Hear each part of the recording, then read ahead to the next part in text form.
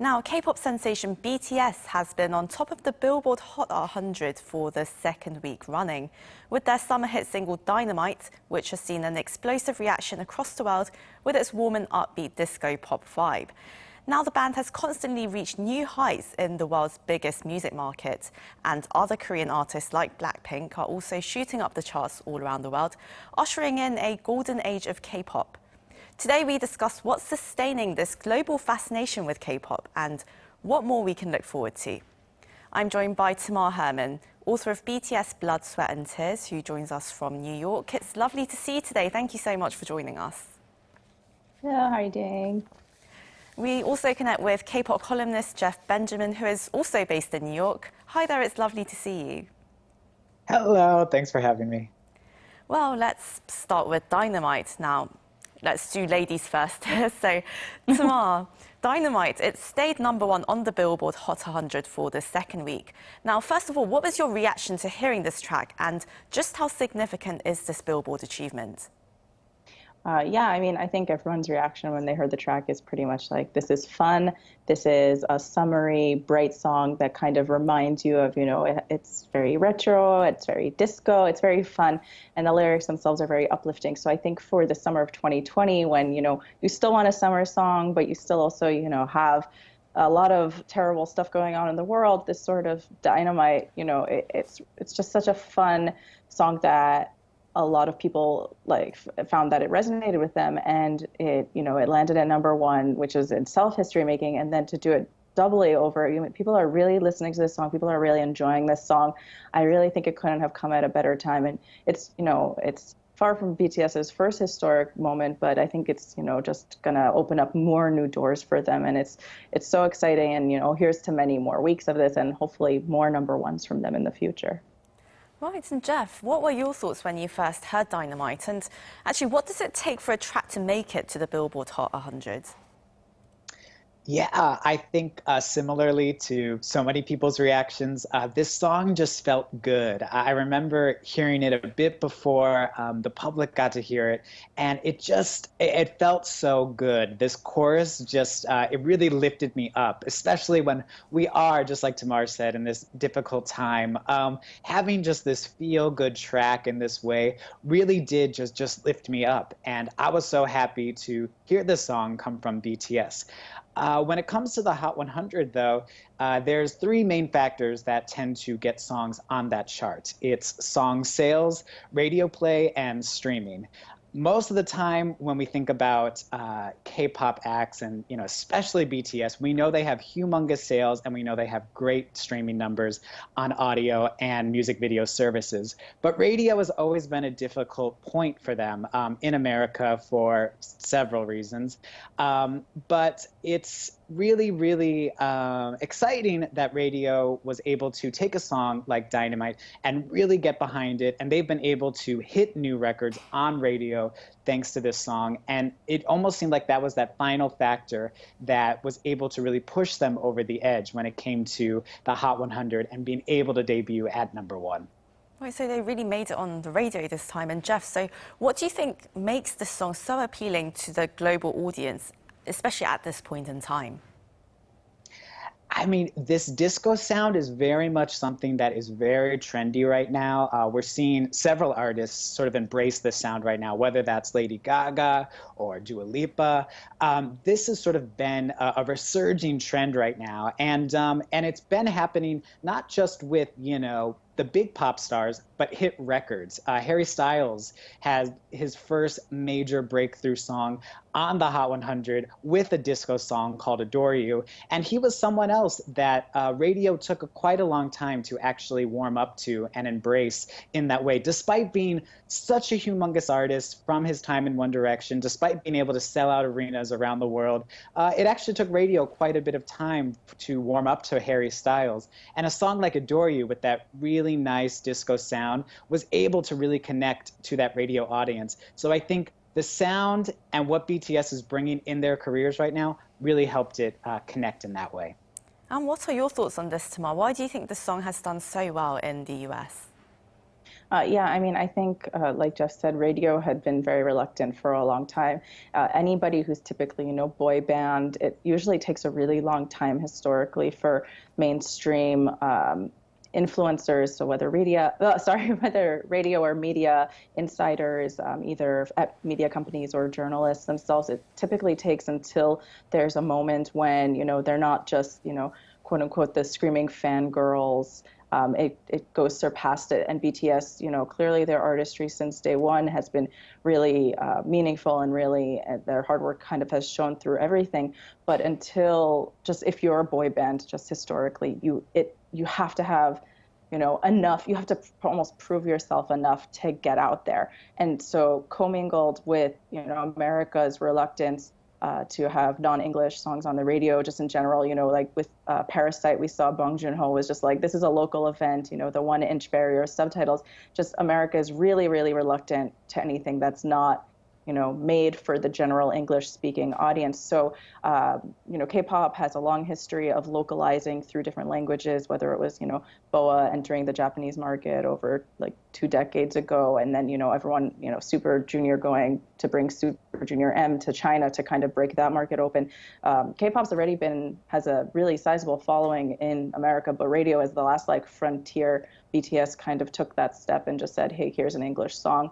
And, this summer is the perfect time for it. We all need some BTS and some history being made when everything else is in flames. So really a historic breakthrough that they made this very summer. And, well, Jeff, BTS obviously is enjoying this worldwide popularity, and it's been nearly 3 years after their debut on US television at the 2017 American Music Awards. And less than a fortnight ago, they picked up 4 awards at the 2020 MTV Video Music Awards. Now, what do you think has really sustained their appeal all this time? I mean, are they doing something different from previous K-pop groups that Tamar just mentioned that try to really tap into the global market?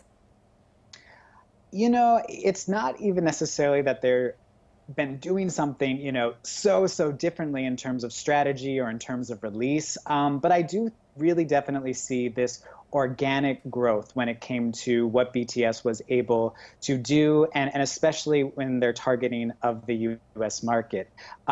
It starts, with just those small steps. You mentioned the American Music Awards, which was their first U.S. performance on television in the award show.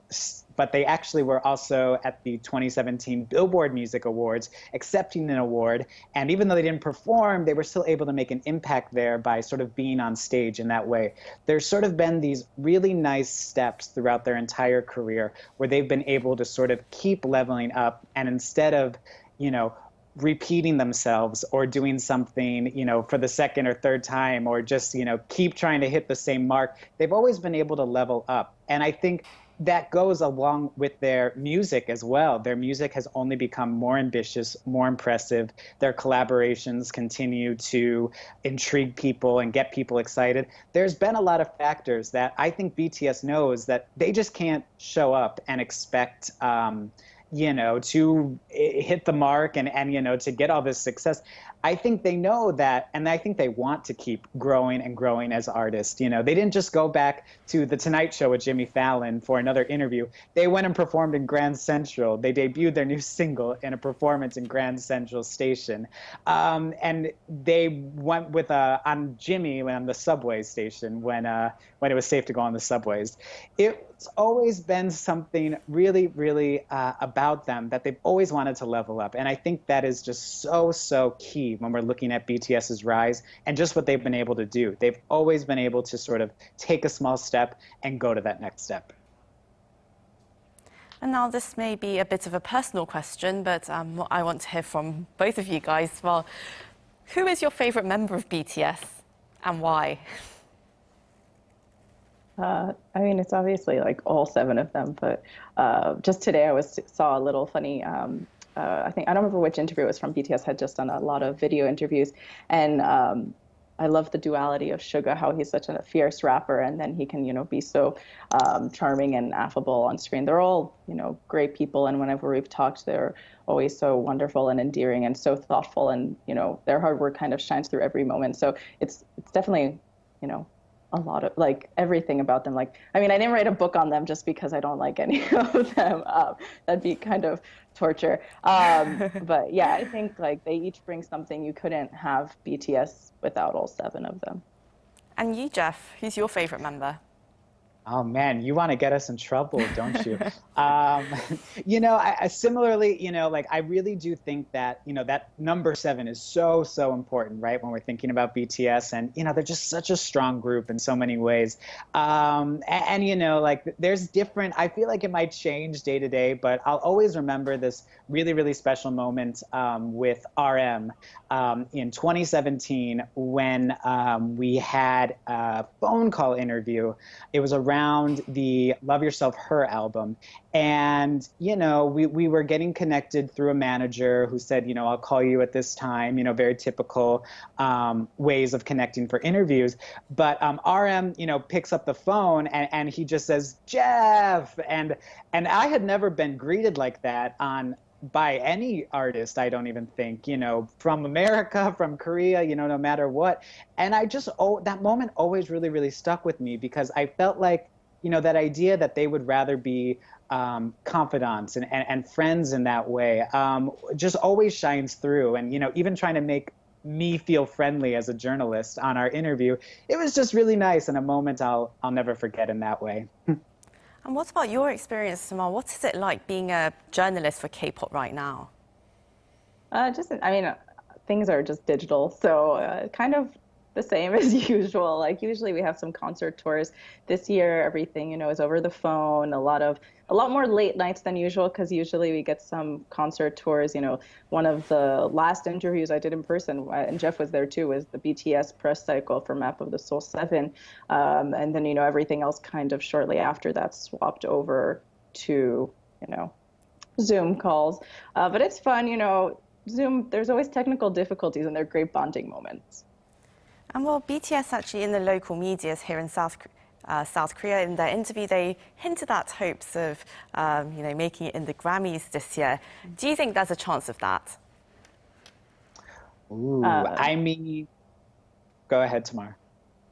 The Grammys adjusted some of the categories, so I think it was a nod that in the past the Academy has been pretty bad at integrating new artists, more diverse artists. The award shows here, whether it's the Oscars or Grammys, there's a lot of backlash to them not being representative of America's diversity enough.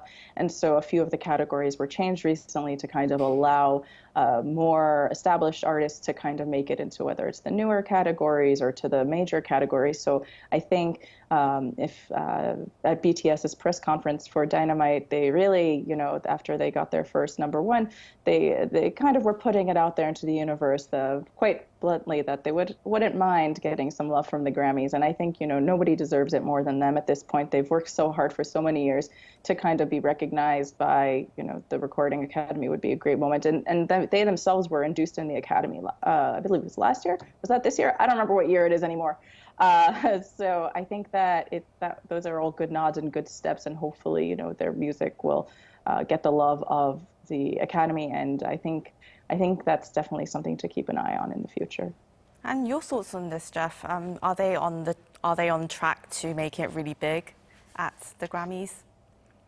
I think definitely having a number one single is definitely that indication that you have arrived as a superstar in that way. A really interesting difference between the albums charts and the singles chart is that, some very outlier acts have been able to hit number one. And we're talking about, metal groups or religious music groups. These are the, groups that we might not necessarily expect to be on that Grammy stage, right? But when you get that number one single and you are able to have that chart undeniable hit song, I think that's really, really significant in showing your place in the larger mainstream conversation. And that's something specifically that the Grammys, I think, look to engage with when it comes to their awards ceremony. They, again, yes, talked about how they would love to have that solo stage.